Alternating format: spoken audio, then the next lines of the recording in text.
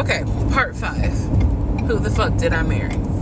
So, I'm questioning all this stuff in my head out loud on my audio diaries. And then once again, I'm like, but look at what he's giving you. Like, he's paying, it wasn't a question about money. It was just a question of, are we really about to move into this house? And keep in mind, he's paying all the household bills. He still is. So, we were supposed to close before Memorial Day. We didn't. There was an excuse. There was always an excuse with him. Always an excuse. And I didn't know enough about the process to question stuff because I really wasn't involved the way I should have been. And it was giving me a lot of anxiety. So I'm pregnant with a lot of anxiety. And if I'm gonna be 100% honest with y'all, I was not expecting that I was probably going to have a healthy pregnancy because I was stressed.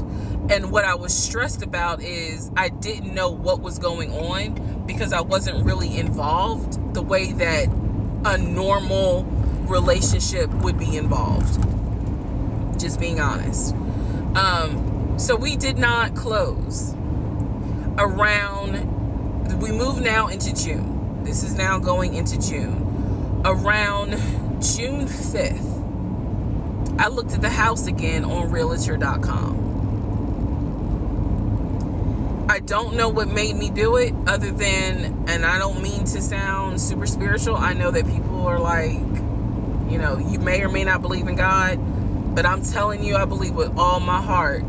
Probably the Holy Spirit was like, look at that house on realtor.com. So I looked at the house on realtor.com. This was around June 5th. It showed that the house was off the market. And I remember being like, okay, wait, what does that mean? What does that mean? Because ex-husband is telling me we're about to close on the house. We're about to close. It's our house. We got furniture, da-da-da, da-da-da, da-da-da. He's also telling me that he's been in contact with the realtor, his friend, who was telling him, this is what was happening next. Here's what's going on. So the guy that we initially worked with apparently is completely out of the picture. But again, I was not heavily involved. So I'm just like, let me look at the house. I see it's off market. What the fuck does off market mean? Like, now I'm really freaking out. So it shows the name of the real estate agent for the seller. I don't remember her name. I called her and I said, I said, my husband and I, even though I wasn't married, my husband and I were looking at this house at 123 Main Street. And we really wanted to tour it, but now I'm showing it's off market. Is it not available? Or, I pulled that card and she was like, oh, no, ma'am. The home closed yesterday. It closed June 4th. Again, there are certain dates I just remember.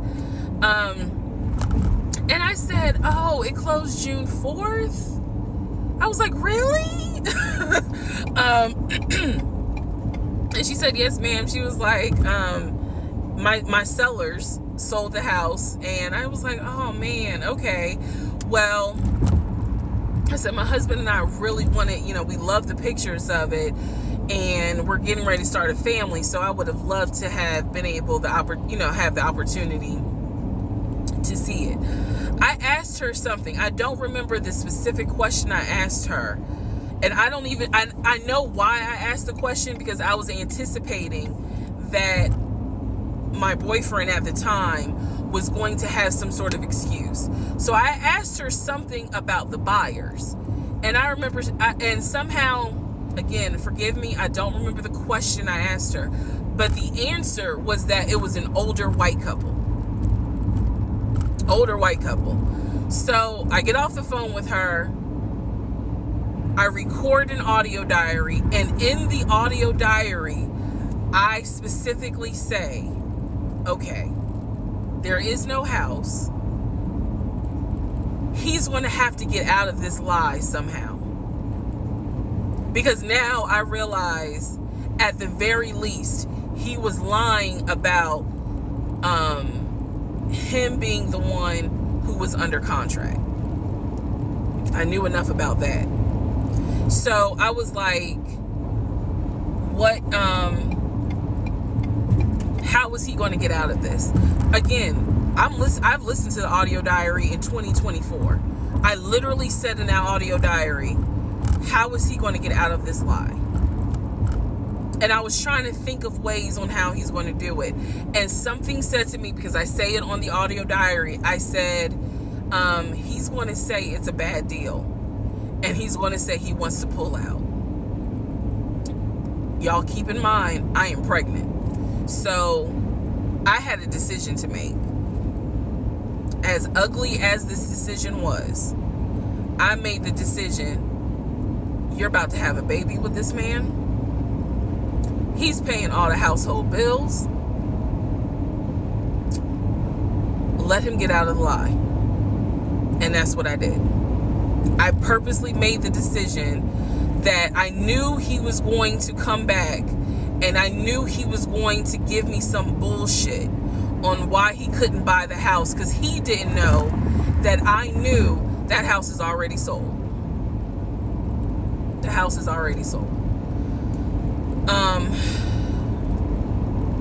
And this is the part where I said, I'm gonna be honest, even though it's gonna make me look bad, because most women in their right mind would have been like, I'm out.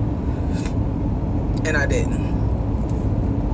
So sure enough, he came home. He didn't really say anything that day.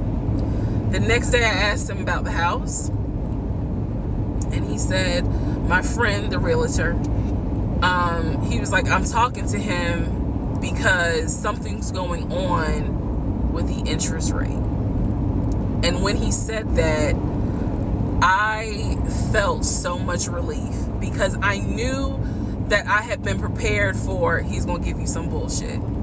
So when he said there's something with the interest rate, I said, you know what? If this is literally what I said, y'all.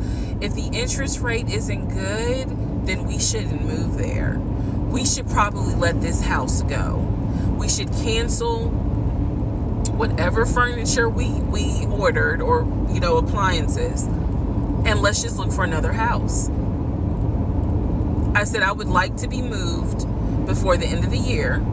I said, I really don't want to be 9 months pregnant moving into a house. I would like to be done with this before then. And the way I said it was so calm, and he was like, okay. He was like, I'm gonna call the friend, the realtor, and tell him I'm backing out of the house, and I'm gonna see if I can get my earnest money back. And I remember looking at him. I was standing in the kitchen, and I cocked my head to the side, and I said, okay, get your earnest money back, and let's find another house. And so that's how that first house fell through. So fast forward, I keep looking at this to see how much time I have, because they only give you 10 minutes. So this is part 5. Part 6 is coming up. But subsequently, what ends up happening the next week, which is mid-June, I was at work, and I started cramping, started bleeding. And at this point, my doctor, I had just had an ultrasound earlier that day. So I went to work, because the ultrasound was fine. I went to work, and the cramping and the bleeding started, and I started crying because I kind of knew what was going on.